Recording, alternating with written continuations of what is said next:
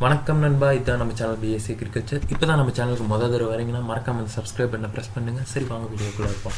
இந்த வீடியோவில் நம்ம பார்க்க போகிறது ஃபண்டமெண்டல்ஸ் ஆஃப் பயோகெமிஸ்ட்ரி. அதில் நம்ம பார்க்க போகிறது யூனிட் 3. அதில் நம்ம பார்க்க போகிற லெக்சர் டாபிக் என்னன்னு சொல்லிட்டு பார்த்தீங்கன்னா ப்ராப்பர்ட்டிஸ் ஆஃப் அமினோ ஆசிட்ஸ். அதில் ஆம்போட்டெரிக் நேச்சர், ஐசோமெரிசம், அப்புறம் அதில் இருக்க எசென்ஷியல் அமினோ ஆசிட்ஸ், இதை பற்றி தான் நம்ம பார்க்க போகிறோம்.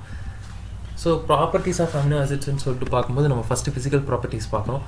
அது என்னன்னு சொல்லிட்டு பார்த்தீங்கன்னா, ஃபிசிக்கல் ப்ராப்பர்ட்டிஸ் ஆஃப் அமினோ ஆசிட்டில் அது ஒரு ஒயிட் கிறிஸ்டலின் ஸ்ட்ரக்சராக தான் அமினோ ஆசிட்ஸ் வந்து பார்க்கப்படுது. ஸோ அது பார்த்தீங்கன்னா தண்ணியில் வந்து கரையக்கூடியது. அதே மாதிரி நான் போலார் சால்வன்ஸில் வந்து அவ்வளோ சீக்கிரத்தில் இந்த அமினோ ஆசிட்ஸ்ன்றது கிடையாது. அதே மாதிரி அதோட மெல்டிங் பாயிண்ட்னு சொல்லிட்டு பார்க்கும்போது 200 300 டிகிரி செல்சியஸ் வரைக்கும் அமினோ ஆசிட்ஸோட மெல்டிங் பாயிண்ட் வந்து இருக்கும். அதே மாதிரி அதோட டேஸ்ட் வந்து பார்த்திங்கன்னா டேஸ்ட்ன்றது எதுவுமே இருக்காது, ஸ்வீட்டாகவும் இருக்காது, பிட்டராகவும் இருக்காது. அமினோ ஆசிட்ஸில் உப்பு சப்பே இல்லாமல் தான் இருக்குன்னு சொல்லிட்டு வச்சுக்கலாம். ஸோ அது வந்து இப்போ ஒரு குட் ஃப்ளேவரிங் ஏஜென்ட்டாக அமினோ ஆசிட்ஸ் வந்து யூஸ் ஆகுது. எடுத்துக்காட்டாக பார்த்தீங்கன்னா சோடியம் குளுட்டாமேட் ஒரு வேல்யூபிள் ஃப்ளேவரிங் ஏஜென்ட்டே சொல்லலாம். இது வந்து பல டிஷ்ஷஸ் ப்ரிப்பேர் பண்ணுறதுக்கும் சாசஸ் ப்ரிப்பேர் பண்ணுறதுக்கும் நிறைய இடத்துல யூஸ் ஆகிட்டுருக்கு.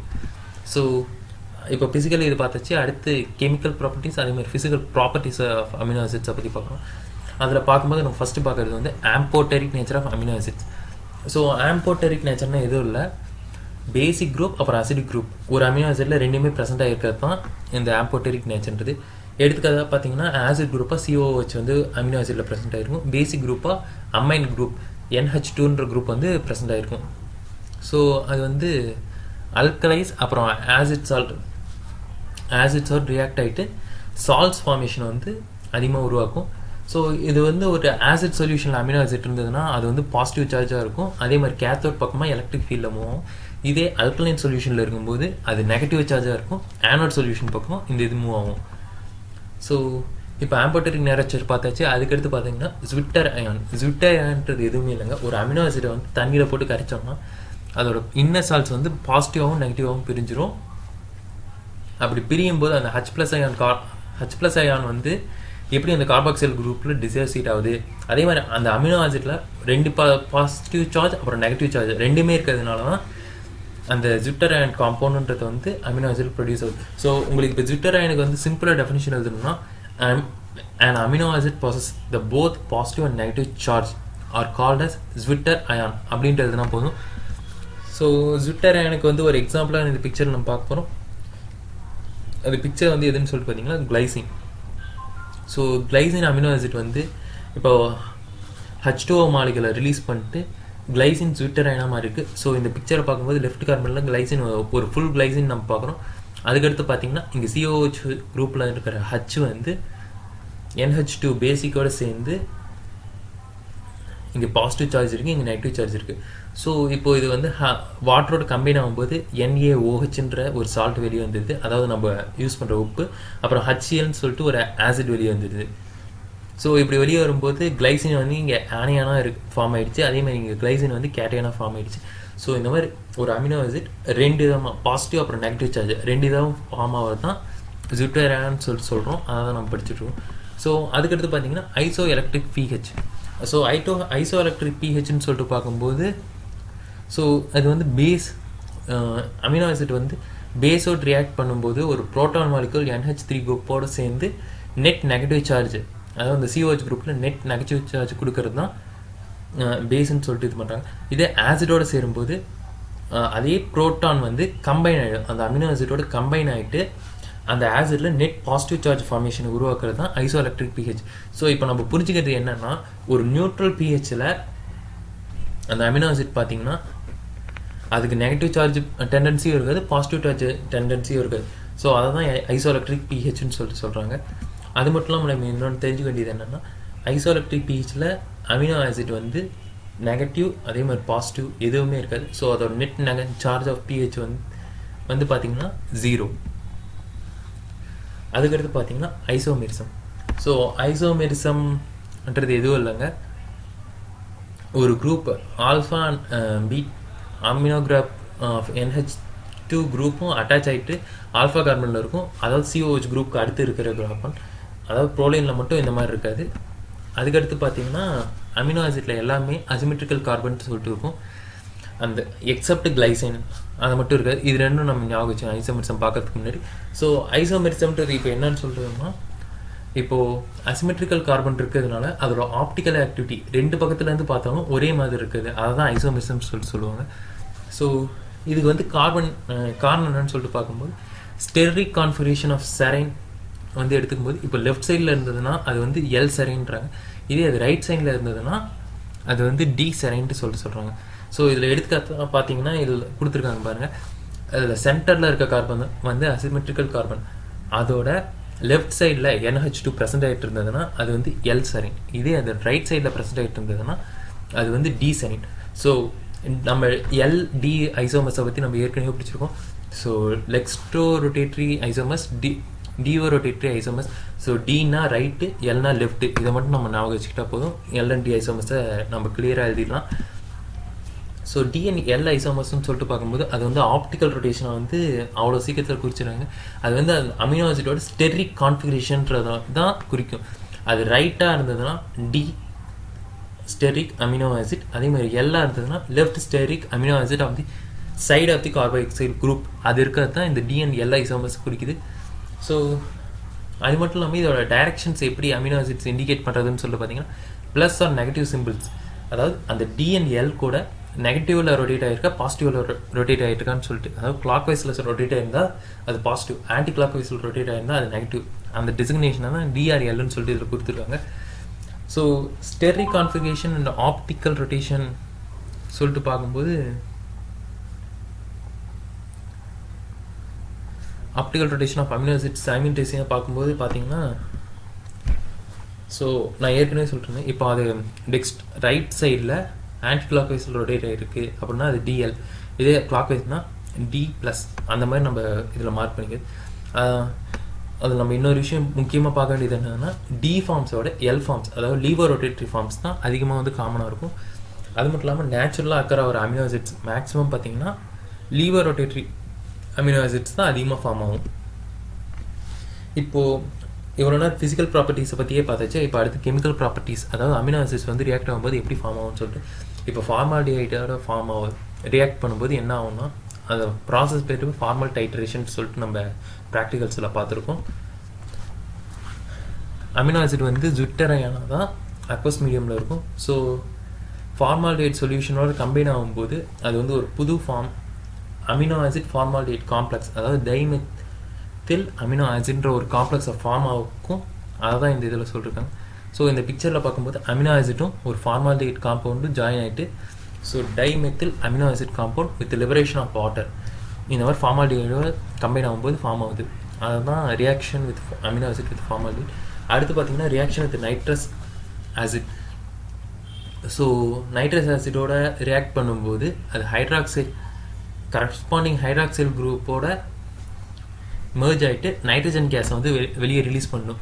ஸோ அதை தான் இந்த பிக்சரில் கொடுத்துருக்காங்க. ஸோ அமினோ ஆசிட் அது கூட நைட்ரஸ் குரூப் கம்பைன் ஆகும்போது hydroxy amino acid corresponding hydroxy amino acids உருவாகிட்டு நைட்ரஜனையும் H2வும் லிபரேட் பண்ணணும். இதுதான் ரியாக்ஷன் வித் அமினோ ஆசிட் வந்து நைட்ரஸ் ஆக்சைடோட ரியாக்ஷன் ஆகும்போது இப்படி தான் ஃபார்மேஷன் ஆகும்.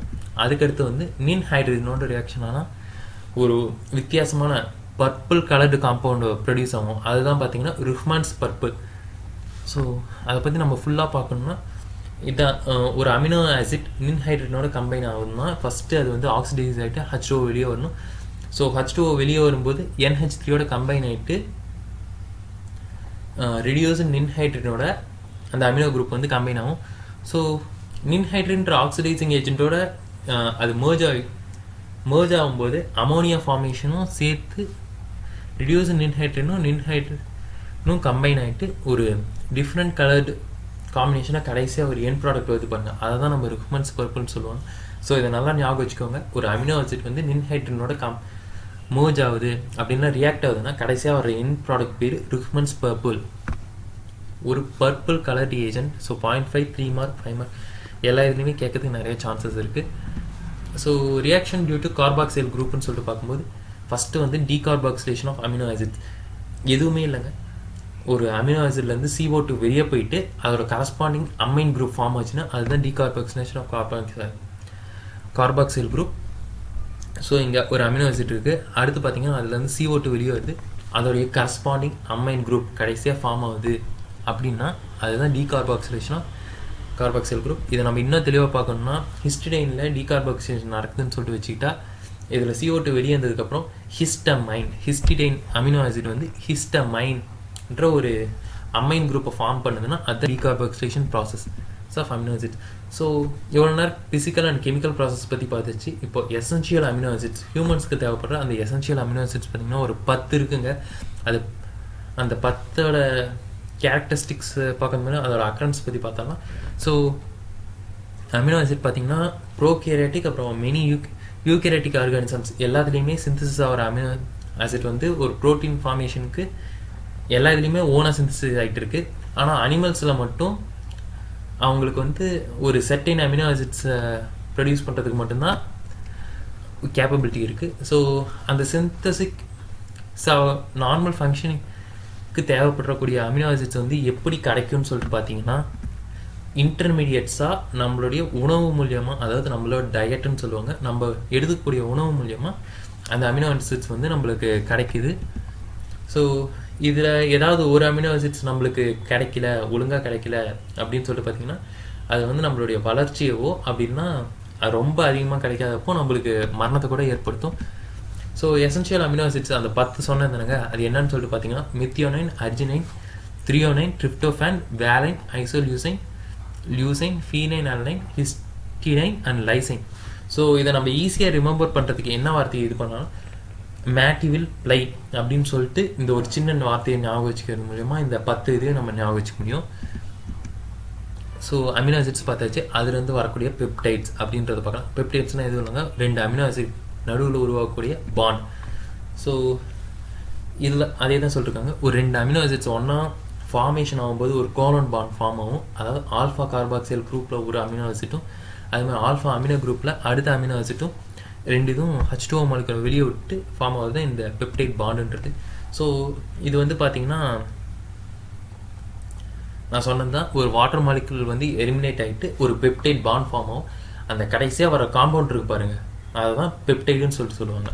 ஸோ நடுவில் உருவாகக்கூடியது பெப்டைட் பாண்ட், அப்புறம் கடைசியாக அந்த காம்பவுண்ட் பேர் வந்து பெப்டைட். ஸோ இதை எடுத்துக்காட்டாக formation of peptide from amino acids அதுதான் இந்த பிக்சரில் கொடுத்துருக்கேன். ஸோ அமினோ ஆசிட் இருக்குது, அதே மாதிரி N டெர்மினல் அப்புறம் C டெர்மினல் சொல்லிட்டு நம்ம வச்சுக்கலாம்.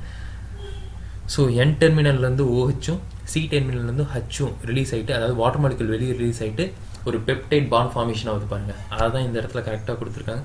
ஸோ கடைசியாக வர்றது தான் இந்த ஹோல் காம்பவுண்டுக்கு பேர் தான் பெப்டைடுன்னு சொல்லிட்டு சொல்கிறாங்க. ஸோ அடுத்து பார்த்தீங்கன்னா psychological interest of peptides. So first இதில் ஒரு 2 இது இருக்குது. ஹியூமன் பாடியில் இதுக்கு நம்மளுக்கு தேவைப்படுது குளுத்தனைன்ன்றது வந்து ஒரு இம்பார்ட்டன்ட் ட்ரைபெப்டைடுன்னு சொல்லிட்டு சொல்லலாம். அதோட சயின்டிஃபிக் நேம் அப்படின்னு சொல்லிட்டு பார்த்தீங்கன்னா ஆல்ஃபா குளுட்டமைன் சிஸ்டைல் கிளைசின். ஸோ இது வந்து எதுக்கு யூஸ் ஆகுதுன்னு சொல்லிட்டு பார்த்தீங்கன்னா நம்மளோட சைக்காலஜிக்கல், அதாவது உடம்புல டாக்ஸிக் காம்பவுண்ட்ஸை டீடாக்சிஃபை பண்ணுறதுக்காக இந்த ஒன்று வந்து ஒரு தேவைப்படுது. அடுத்து பார்த்தீங்கன்னா நானோ பெப்டைட்ஸ், இது வந்து ஒரு 9 அமினோ ஆசிட்ஸ் இருக்குது. அதில் நான் இம்பார்ட்டன்ட் மட்டும் இதில் சொல்லியிருந்தேன். ஸோ ஆக்சிடாக்சின் அப்புறம் வேசோப்ரெசின் இது வந்து அனிமல் பாடியில் ஒரு இம்பார்ட்டன்ட் பெப்டைட் ஹார்மோன்ஸ்ன்ட்டே சொல்லலாம். ஸோ ஆக்சிடாக்சின் வந்து எங்கே யூஸ் ஆகுதுன்னு சொல்லி பாருங்க, ப்ரெக்னென்ட் உமன்ஸில் அவங்களோட கர்ப்பப்பைன்றது, அதாவது யுட்ரினல் கர்ப்பப்பையில் இருக்க யுட்ரினல் மசில்ஸ் கான்ட்ராக்ஷன் ஆகாமல் தடுக்கிறதுக்காக இந்த ஆக்சிடாக்சின்ஸ் வந்து ரொம்ப யூஸ்ஃபுல்லாக இருக்குது. அதே மாதிரி வேசோப்ரெசின்றது வந்து பிளட் ப்ரெஷர் கண்ட்ரோல் பண்ணுறது, அதாவது நம்மளுடைய ஹார்ட் மசில்ஸ், அந்த ஹார்ட் மசில்ஸ் வந்து ரொம்ப ஸ்மூத்தாக இருக்கும், அந்த ஸ்மூத் மசில்ஸ்ன்னு சொல்கிறாங்க. அது கான்ட்ராக்ஷன் அப்புறம் ரெகுலேட்டாக சர்க்குலேட் ஆகிறதுக்கு இந்த வேசோப்ரெசின்றது வந்து ஹியூமன் பாடியில் ரொம்ப அதிகமாக தேவைப்படுது. அதுக்கடுத்து பார்த்தீங்கன்னா ஒரு dipeptide L aspartate and L phenylalanine சொல்லிட்டு ஒரு கமர்ஷியலி இம்பார்ட்டன்ட் பெப்டைடை பற்றி தான் நான் இதில் சொல்கிறேன். இது வந்து பார்த்தீங்கன்னா கேன் சுகர், அதாவது நம்ம சர்க்கரையோட 200 மடங்கு ஸ்வீட்டாக இருக்கும். அதனால் இது ஒரு ஆர்டிஃபிஷியல் ஸ்வீட்னு சொல்லிட்டு சொல்லலாம். ஸோ சர்க்கரை வியாதி இருக்கவங்க, இல்லைனா சர்க்கரை நோய் இருக்கவங்க வந்து இந்த ஸ்வீட்னஸ், சர்க்கரைக்கு பதிலாக இந்த ஸ்வீட்னஸ் வந்து எடுத்துக்கிறாங்க. ஸோ உங்களுக்கு ஏதாவது சந்தேகம் இருந்ததுன்னா அதை கமெண்ட் செக்ஷனில் கமெண்ட் பண்ணுங்கள். ஸோ உங்களுக்கான லெக்சர் நோட்ஸை டிஸ்கிரிப்ஷனில் கொடுத்துருக்கேன். ஸோ உங்களுக்கு இந்த வீடியோ பிடிச்சிருந்தால் லைக் பண்ணுங்கள், மறக்காமல் உங்கள் ஃப்ரெண்ட்ஸ் எல்லாத்துக்கும் ஷேர் பண்ணுங்கள். அப்படியே இந்த பிஎஸ்சி அக்ரிகல்ச்சர் சேனலை சப்ஸ்கிரைப் பண்ணுங்கள். அப்படியே அந்த பெல் ஐக்கனை ப்ரெஸ் பண்ணுங்கள். அப்போ தான் நான் அடுத்து போடுற வீடியோஸ்க்கான அப்டேட் உங்களுக்கு வந்துகிட்டே இருக்கும். ஸோ தேங்க்ஸ் ஃபார் வாட்சிங் த வீடியோ. தேங்க்யூ. நான் உங்களை அடுத்த வீடியோவில் சந்திக்கிறேன்.